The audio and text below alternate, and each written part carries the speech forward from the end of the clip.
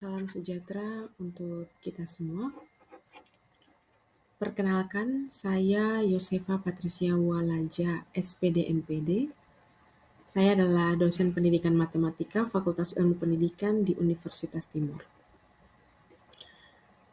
Kali ini izinkanlah saya untuk menyajikan pernyataan diri dosen dalam unjuk kerja Tridharma Perguruan Tinggi, bidang pengajaran. Tujuan dari pemaparan ini adalah sebagai salah satu syarat untuk mengikuti Serdos Smart tahun 2023. Saya akan menjabarkan pengajaran pada mata kuliah Psikologi Pembelajaran Matematika.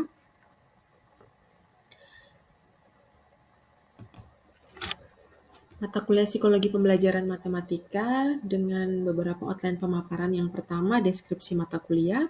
Yang kedua, capaian pembelajaran mata kuliah. Kemudian materi dan subbab materi, metode pembelajaran, sistem penilaian, dan yang terakhir rekaman video pembelajaran.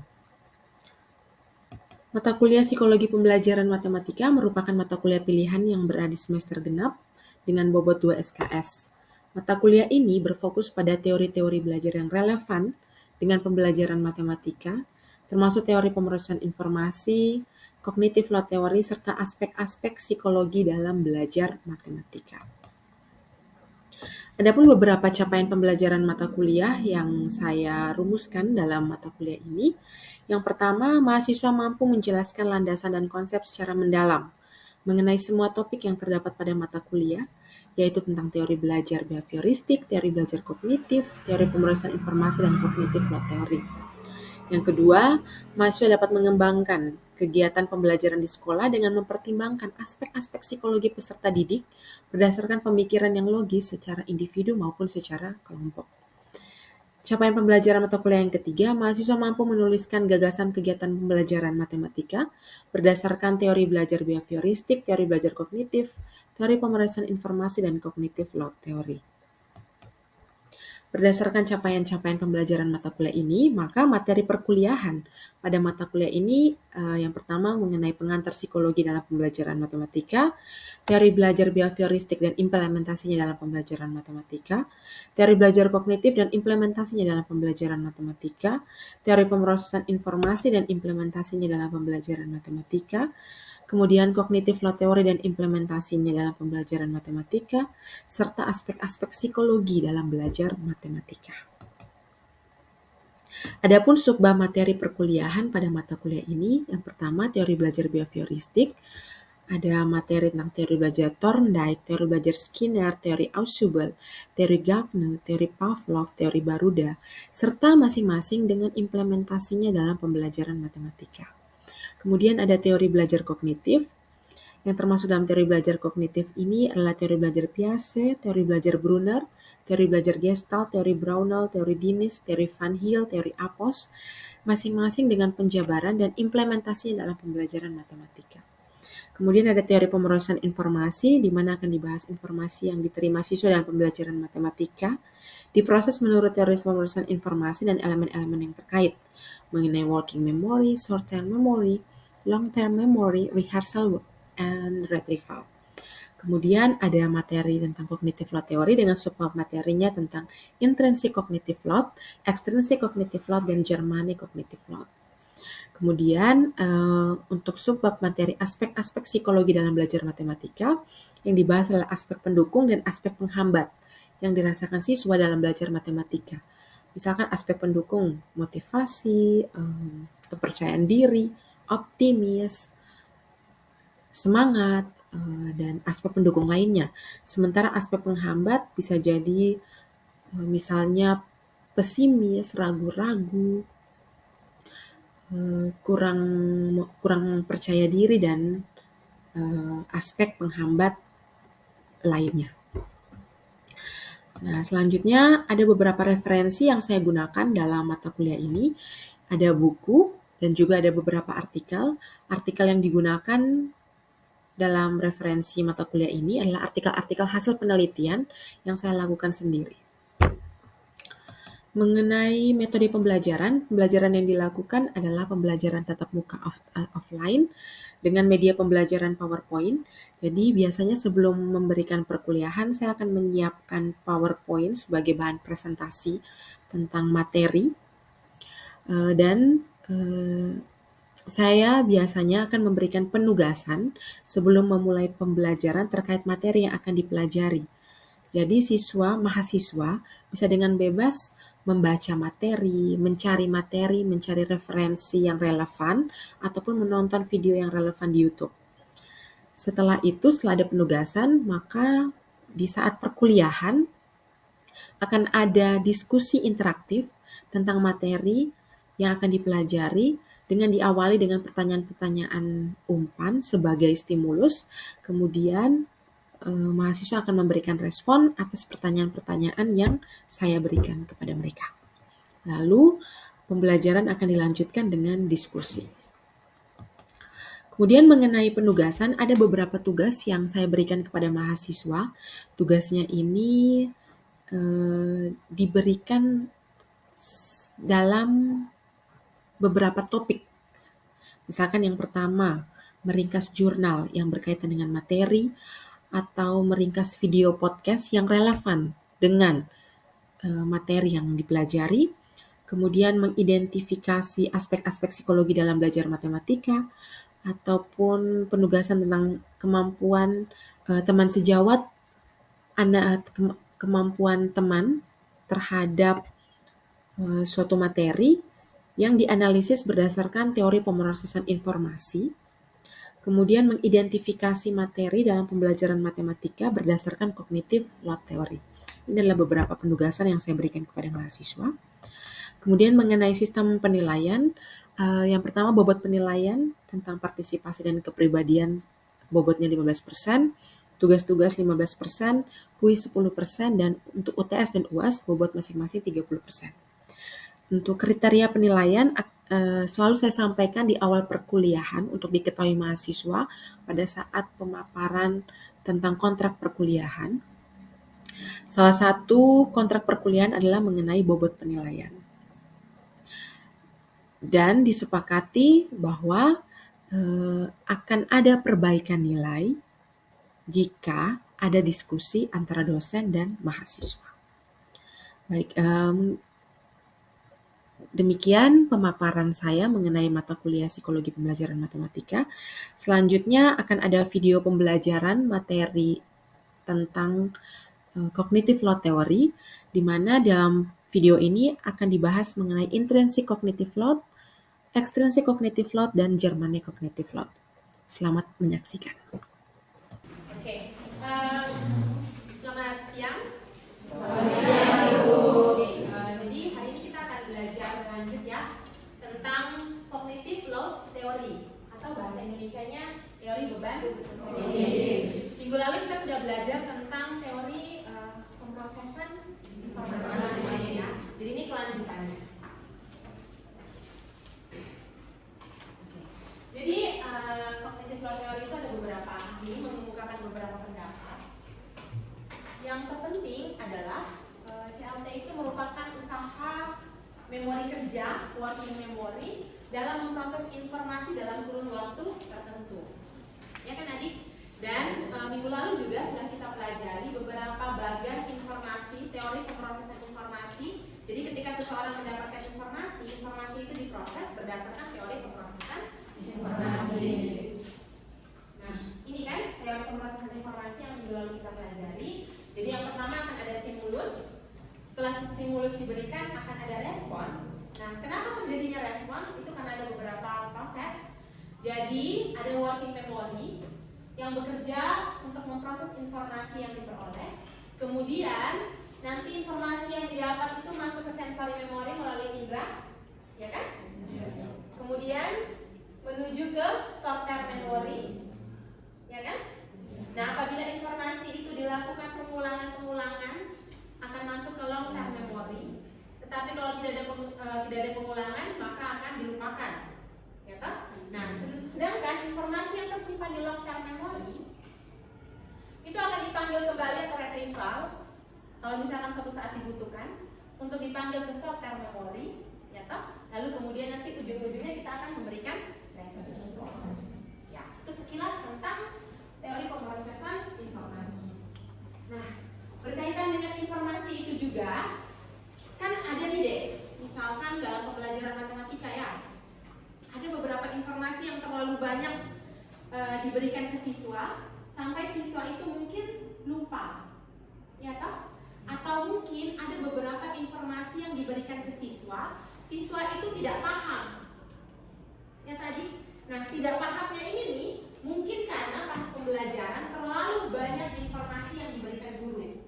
Jadi siswanya ini mengingat yang sebenarnya tidak perlu diingat. Padahal yang pentingnya itu ada, tapi dia tidak ingat yang penting, malah dia ingat yang tidak penting. Jadi istilahnya adalah cognitive load theory. Ada 3. Apa saja coba disebutkan?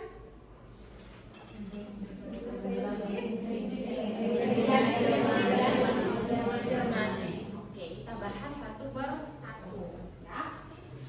Yang pertama, beban kognitif intrinsik.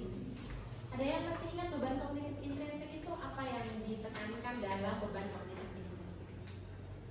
Silakan. Oke.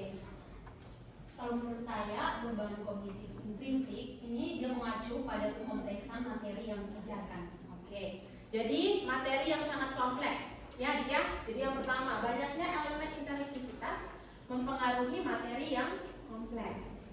Ya tadi. Yang kedua, perlu adanya pengetahuan awal. Oleh karena itu beberapa guru sebelum ngajar, dia harus cari tahu dulu nih pengetahuan awal siswa nih sudah memadai atau belum sebelum mempelajari materi berikutnya. Ya kan? Oke, kita lanjut. Beban kognitif yang kedua, ekstrinsik. Beban kognitif ekstrinsik, siapa yang mau menjelaskan? Silakan acungkan tangan. Oke. Beban kognitif ekstrinsik itu artinya model pembelajaran yang digunakan agar siswa lebih paham dengan pembelajaran yang nanti kita ajarkan. Jadi tinggi ya. Beban kognitif ekstrinsik itu lebih kepada desain pembelajaran, desain instruksional dalam pembelajaran. Itu tergantung metode apa yang kalian pakai, strategi pembelajaran apa yang digunakan, ya toh? Nah, kadang-kadang beban kognitif ekstrinsik ini dapat mengganggu siswa. Misalkan nih, si Nolce lagi belajar, terus teman sebelahnya ganggu. Nah, itu tuh jadi beban kognitif ekstrinsik. Jadi gangguan-gangguan dari luar siswa. Ya tadi kan, itu juga bisa mengganggu si Nolce belajar. Jadi informasi yang sebenarnya guru sampaikan, dia bisa lupakan karena ada siswa lain yang mengganggu. Iya. Lanjut yang terakhir, beban kognitif Jermanen. Itu lebih oke. Menurut saya beban kognitif Jerman itu adalah beban kognitif yang berkaitan dengan siswa sendiri. Dalam hal ini adalah usaha-usaha relevan yang perlu dilakukan siswa dalam menanggapi materi-materi yang disampaikan oleh guru. Oke, mantap. Thank you, Metri. Oke, jadi ketiga sudah ya? Jelas? Jadi ketiganya ada hubungannya. Jadi kalau misalkan ketika materi itu kompleks atau beban kognitif, beban intrinsik itu tinggi, lalu kemudian beban kognitif ekstrinsik itu akan menghalangi siswa belajar, ya kan? Nyambung ya? Tetapi kalau misalkan beban intrinsiknya rendah, materinya tidak kompleks, maka otomatis eksternalnya akan intrinsiknya rendah, maka eksternalnya akan juga rendah. Karena tidak terlalu banyak materi yang kompleks, elemen interaktivitas dalam belajarnya tidak banyak. Gitu. Paham ya? Bisa diingat? Kita lanjut. Nah, bagaimana pembelajaran yang mengacu pada cognitive load theory? Khususnya di sini pembelajaran matematika ya. Karena ibu sudah bagi kalian dalam kelompok, beberapa materi ya sudah ibu berikan. Ada relasi, ada aljabar, ada dengan matriks aljabar kalau tidak salah. Ya toh, minggu lalu sudah ibu sampaikan toh? Ya, oke. Jadi bersama teman-teman kita akan lihat nih yang pertama beban kognitif intrinsik. Sekompleks apa sih materi itu? Ya kan? Relasi, apa tadi? Matriks aljabar dan satu lagi apa ya?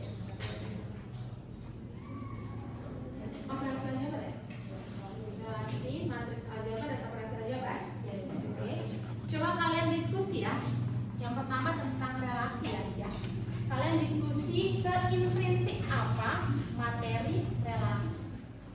Oke?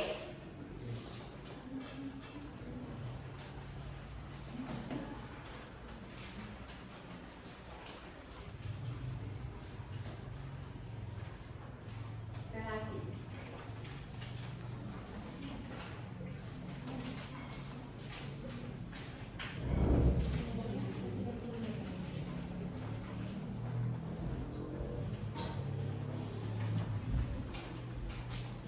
Sekompleks apa materi relasi? Atau menurut kalian relasi dari topik relasi, materi yang paling mudah itu apa sampai yang paling sulit itu apa? Silakan.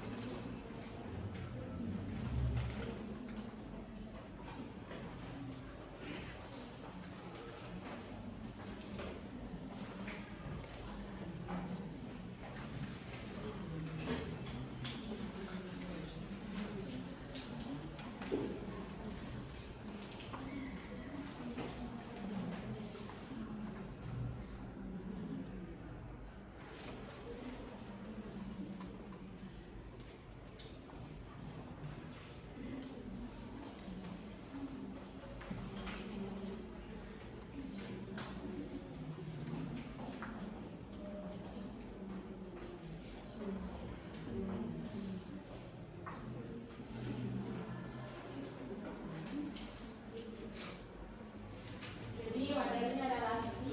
Paling mudah apa ya?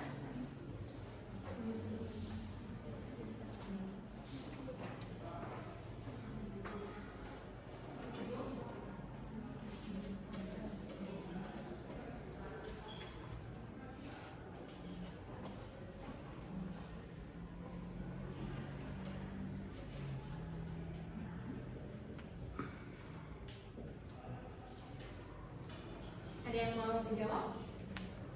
Oke, silakan Hendrik. Baik, terima kasih. Jadi di dalam materi relasi itu materi-materinya dibedakan menjadi dua bagian. Yang pertama dari bagian yang termudah dan yang kedua itu dari bagian yang tersulit. Oke. Jadi dalam bagian yang termudah itu dibagi menjadi beberapa komponen. Komponen yang pertama yang menurut kami mudah itu adalah definisi atau pengertian dari relasi itu sendiri. Dan yang kedua adalah contoh dari relasi itu sendiri. Jadi di dalam contoh itu seseorang siswa yang kalau memang punya intelektual yang baik dalam menanggapi suatu konten atau materi, dia akan lebih mudah untuk membedakan mana yang contoh yang masuk pada relasi dan mana yang bukan contoh dari relasi itu sendiri.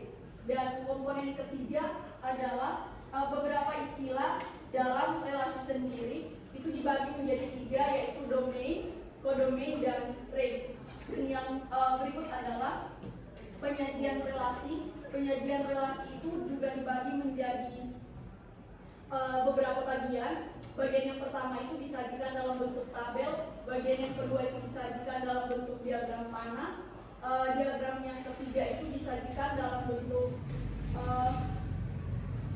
perkalian silang, dan yang bagian terakhirnya itu adalah dalam bentuk diagram kartesius. Itu merupakan komponen-komponen yang kami kondisikan di bagian yang termudah. Sedangkan bagian untuk yang susahnya atau sulitnya itu adalah bagian dari sifat-sifat relasi itu sendiri. Karena dalam bagian-bagian tersebut siswa itu kesulitan menentukan mana himpunan yang masuk dalam relasi-relasi tersebut. Terima kasih Adika, Metri. Kita sepakat yang lain bagaimana? Jadi yang paling mudah itu pasti definisi. Ya. Jadi yang pertama itu definisi relasi itu yang paling mudah. Kemudian menampilkan contoh dan bukan contoh relasi. Kemudian istilah relasi, oke, itu masuk di definisi bisa ya. Istilah relasi. Kemudian penyajian yang paling tersulit adalah sifat-sifat relasi.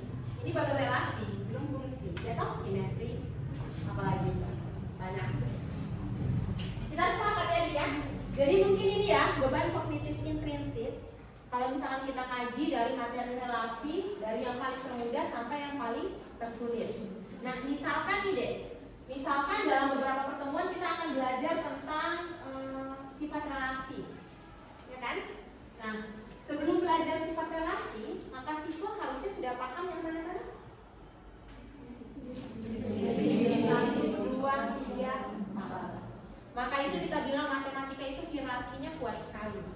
Karena sebelum mengetahui pengetahuan B, kita harus tahu dulu yang A. Kalau kita tidak tahu A, maka susah kita lanjut yang ke B. Itulah kenapa pengetahuan awal itu diperlukan. Ya kan? Sepakat ya? Sepakat.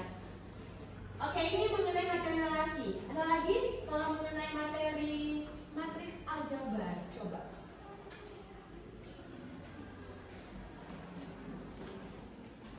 Kira-kira yang paling susah, sekompleks, seintrinsik apa sih materi matriks aljabar? Coba identifikasi matriks aljabar. Nah, kelompok mana yang tentang matriks aljabar? Coba. Nah, kalian coba.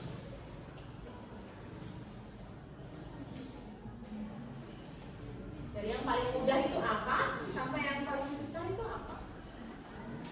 Ada dari kelompok lain?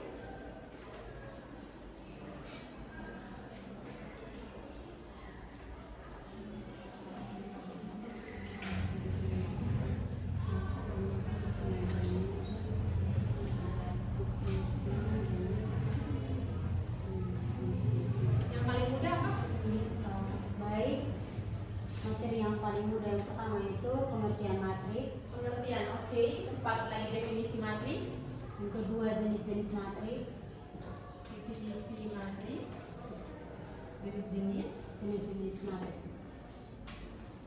Kemudian ada lagi Ini yang paling mudah. paling mudah. Oke. Ini kategori paling mudah ya. Lalu Kalau yang untuk sulitnya itu di bagian operasi matriks, operasi matriks, determinan suatu matriks, determinan, dan ruang vektor. ruang, vektor. Oke. Udah? Yang lain yang mau menambahkan? Pas? Oke. Jadi kalau di matriks aljabar yang paling mudah ya pasti definisi matriks. Ya toh? Lalu kemudian ada jenis matriks. Dan yang paling kompleks itu operasi matriks deh. Apalagi kalau misalkan matriksnya sudah penjumlahan. Penjumlahan oke lah. Kita bilang ini A, B, C, D tambah E, F, G, H. Maka hasilnya nanti A tambah E, C tambah F, B tambah G, D tambah H. Nah, kalau sudah sampai aljabar, misalkan di sini 3, 5, ini X, ini 8, tambah ini 7, 6, 4, ini 9. Berapa nilai X? Itu kan sudah kompleks, kan? Jadi ternyata dalam partisi ini ada kekompleksannya lagi, ya toh? Tapi kembali lagi, misalkan kita mau belajar tentang determinan matriks, maka siswa harus paham dulu yang mana. Dan ini, dan ini. Kembali lagi hierarki matematika, ya toh? Sepakat ya? Oke. Jadi ada beberapa kesimpulan nih yang perlu diperhatikan kalau pembelajaran matematika mengacu pada CLT. Yang pertama ini ada beberapa hal yang harus diperhatikan dalam beban kognitif intrinsik. Yang pertama pemberian pretest. Nah, pretestnya tadi untuk apa? Deteksi kemampuan awal siswa. Kalau misalnya mau belajar tentang sifat-sifat relasi, maka pastikan dulu nih dari nomor 1 sampai 4 siswa sudah paham atau belum? Ya kan Adik? Oke. Lanjut, materi yang kompleks. Nah, guru juga harus pintar membagi materi yang kompleks. Misalkan ada 5 subbab, ya toh? Tidak mungkin dalam satu pertemuan 5-5-nya dipelajari. Guru harus pintar bagi-bagi nih. Oh, 1 sampai 4 kayaknya bisa satu pertemuan. 5 ini saya butuh satu pertemuan lagi. Ya kan Adik? Karena materinya yang kompleks. Itu salah satu tips. Yang kedua, bisa pakai media. Apalagi kita orang matematika, media itu sangat diperlukan supaya siswa itu lebih mengingat materi yang kita kasih. Ya kan Adita? Ya. Oke. Lanjut yang terakhir, penggunaan bahan ajar. Nah itu yang tadi. Sesuaikan juga dengan bahan ajar yang kalian gunakan. Biasanya kan buku paket di sekolah kan? Itu kan banyak kan Adita? Nah kalian siswa itu harus dibantu. Kira-kira pertemuan ini saya mau belajarnya tentang ini. Pertemuan kedua saya mau belajarnya tentang ini. Biar tidak semua materi yang kompleks itu dipelajari. Ya kan? Itu tips pembelajaran yang untuk mengurangi atau dalam kaitannya dengan beban kognitif intrinsik. Oke? Sepakat? Ada pertanyaan? Tidak ada? Oke. Berarti sebagai tugas ya, karena kita punya 2 poin, ada beban kognitif eksternes dan beban kognitif Germane. Beban kognitif asing atau beban kognitif Germane. Nah, tugasnya adalah materi yang ini relasi, matris aljabar, dan kalian temukan materi yang lain. Lalu kalian identifikasi kira-kira beban kognitif eksternes dari materi itu apa? Beban kognitif Germane dari materi itu apa? Ya, jadi kalian punya tugas mengidentifikasi beban kognitif eksternes dan Germane pada beberapa topik pembelajaran matematika. Begitu ya? Ada yang bisa menyimpulkan pembelajaran hari ini tentang apa? Lalu bagaimana beban kognitif intrinsik? Silakan. Silakan, ada yang mau bisa menyimpulkan? Noce? Silakan deh.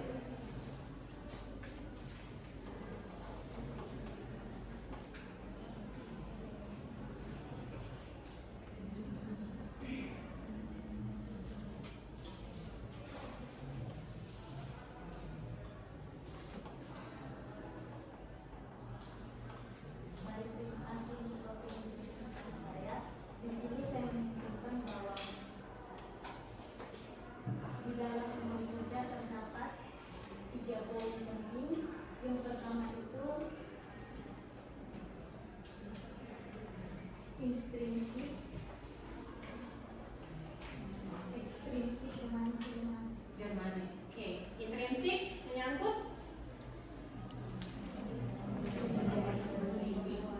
Oke, lalu sekompleks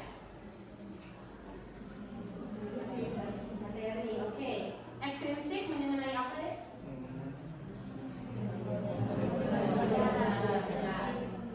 Strategi pembelajaran desain instruksional ya. Lalu Germane cognitive law mengenai statistik ya. Oke, kalau begitu ya. Terima kasih. Kita hari ini sudah belajar tentang cognitive law teori dengan 3 beban kognitif intrinsik, ekstrinsik, dan eksternes. Jangan lupa intrinsik, ekstrinsik, dan Germane. Jangan lupa kerjakan soal yang sudah saya berikan tadi, kata tugas.